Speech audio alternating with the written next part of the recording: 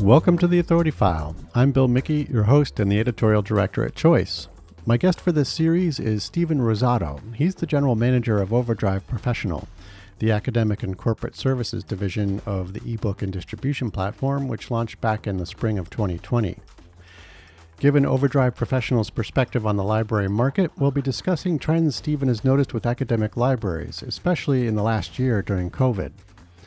In this second episode, we'll talk about how OverDrive Professional is helping to relieve some of the pain points academic libraries are experiencing in collection development and digital resource promotion, as well as how last year's acquisition of RBdigital from RB Media is signaling a new content strategy for OverDrive.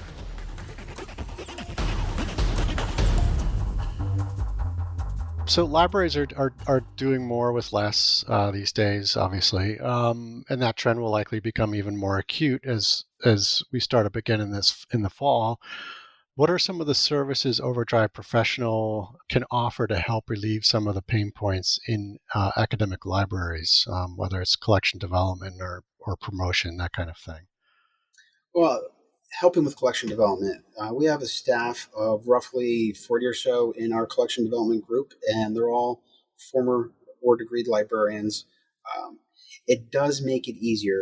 The academic libraries in particular know what they want to buy, and it is based on very specific needs, but also helping to narrow it down where they don't have to spend a couple hours and talking to a few, particularly around social justice and diversity. Mm-hmm. It is 30,000 titles that come through in OverDrive. So being able to have someone like, hey, we like Ta-Nehisi Coates and, a few other things specific. We found that these are good uptake, that we could put together some lists based on that or based on specific curriculum. It just saves them a lot of time. It is helping them promote their digital collections. OverDrive, we always have an account manager. It's not just self-serve that they have to figure it out. Oh, go to our website. And I recently just had that experience with a home product where it was very self-serve, and it took me a couple hours to get nowhere. But they'll have a human who could help navigate them to the resources we do have. And that might be helpful, like marketplaces where our libraries interact with us. That's where they get their reporting. That's where they see their invoicing. That's where they do their shopping. It is a very feature-rich tool, and there's a lot of things in there. But someone who could say, like, here's the 3 links you need, instead of having to spend 20 minutes trying to figure out what is what, is just helpful. Any way we can make things a little bit more efficient with them, it is going through the different access models. I was just working with an institution, and actually they hadn't used class sets with us before. Mm-hmm. And they were trying to take care of something, very specific title, and it was available in class sets, and it was an older title, but they could either buy 20 copies at $7.17, but it was available for 30 days for 99 cents per student. So they can make the decision like, hey, do we need to have 20 copies in our permanent collection? Time $7. I won't do the math and embarrass myself. But, it might allow them to just buy 1 or 2 copies part of their collection, because you end up buying 20 copies.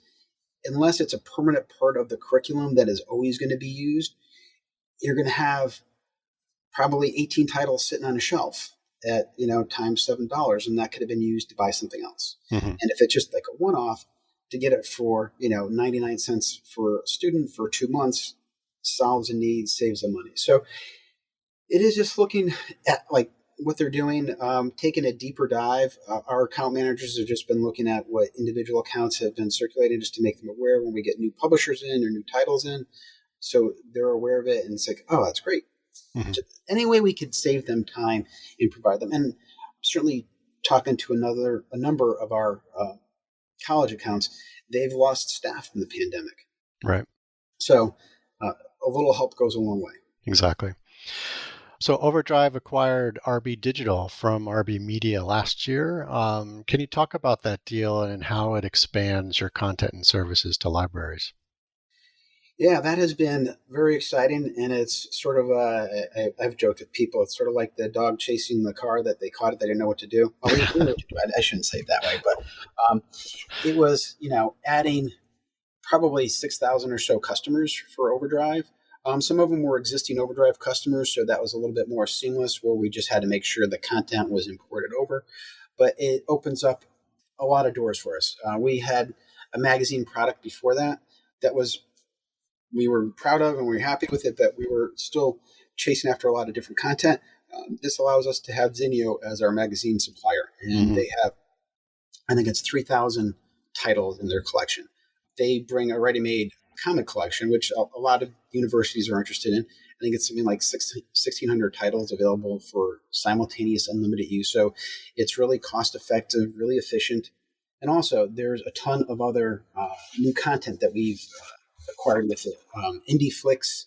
I'm trying to remember all of them. There's 8 different of them. But it allows us to do what we call non-traditional content, which means it's not hosted by us. So we're used to hosting an ebook, an audiobook. It's on the OverDrive server. This allows us to authenticate a server through OverDrive, then serve up the content there. They go to the service provider, whether it is Learning Live, Artist Works, Indie Flicks. It just offers up a whole new world of possibility for us. So we've been very keenly focused on making sure that all those existing customers, now they get the added benefit of accessing OverDrive and our catalog and everything that OverDrive offers, but they also have the great product they already bought, and they have it the way that they were used to it, and to make sure that continued on. So this is the main difference here is it's not hosted by you, it's hosted by the supplier. Yeah. And you're kind of facilitating the connection there. Is this content available through your Libby app or? Yes. Yeah. So they'll be able to access it through Libby, and then when they go in and search, it's under extras. But this is going to open the door for us to allow content we could never previously considered. So that would be databases and journals and things like that. And we're very focused on making sure that, well, particularly, I take no credit for this. It is our development folks and implementation folks that have done an extraordinary amount of work in the last year or so to make this all happen. And particularly so, neither the end user or the other partners experience any sort of disruption, yet it flows seamlessly through OverDrive. So as we continue with that, we actually just went live last week with the last round of the Indie Flicks and the Learn It Live and a few of those other databases. Mm-hmm. So I imagine there's going to be more of this coming down the pike. It opens up a lot of different doors for us. Where we were previously limited, we are virtually unlimited now. And It's going to be driven by what people want and make sure it's suitable for the market. OverDrive is always one of the great things about it is it puts the user experience out there first, but we want to make sure we're taking care of our partners and suppliers. Do you see this, and to the extent that you can talk about this, but I mean, do you see this happening through more acquisitions like you did with RBdigital, or is it partnerships with suppliers, or both? Or it'll be both, but the thing that makes the most sense is going to be partnering with suppliers that we just offer a new sales channel for them. And just like we do with any other supplier, like, hey, we can serve your content. Here's a universe that we serve.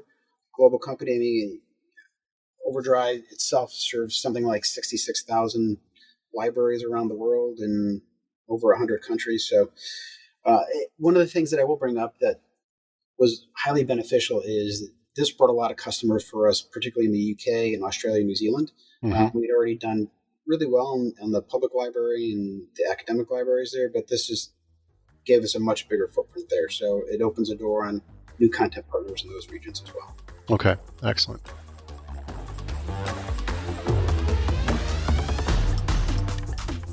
You just heard from Steven Rosato. He's the general manager of OverDrive Professional, the academic and corporate services division of the ebook and distribution platform. OverDrive Professional is the sponsor of this series. Join us next week when we continue our conversation and talk about how OverDrive has been helping libraries secure funds from the American Rescue Plan Act, or ARPA, and how lending models factor into the plan.